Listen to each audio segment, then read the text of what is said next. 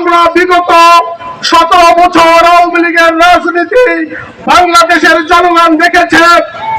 এই রাজনীতি কোন মানুষের রাজনীতি হতে পারে না। আওয়ামী লীগের রাজনীতি আমাদেরকে কি দিয়েছে? আওয়ামী লীগের রাজনীতি আমাদেরকে দিয়েছে 2009 সালে 25শে ফেব্রুয়ারি আমাদের 57 জন সেনা অফিসারকে হত্যা করেছিল তারা। বাংলাদেশে 2013 সালে 5ই মে আমরা যে যে 14টি দাবি নিয়ে রাজপথে শাপলা চত্বরে এসেছিল, রাতের অন্ধকারে নিরস্ত্র আমাদের ভাইদের উপরে গুলি করে শত শত ভাইদেরকে হত্যা করেছে। লক্ষ্য করেছি আমাদের আল্লামা সাঈদী সাহেবের ফাঁসির রায়ের সময় সারা বাংলাদেশে তারা গণহত্যা চালিয়েছিল। আওয়ামী লীগ মানে কোন রাজনৈতিক দল নয়, সন্ত্রাসী দল। আওয়ামী লীগকে নিষিদ্ধ করতে হবে।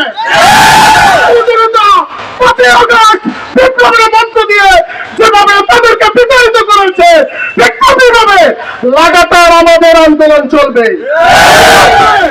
আমরা আমাদের বর্তমান সরকার, অন্তর্বর্তীকালীন সরকারকে বলতে চাই, আওয়ামী লীগ, যুবলীগ এদেরকে নিষিদ্ধ করার জন্য সিদ্ধান্ত ঘোষণা করুন।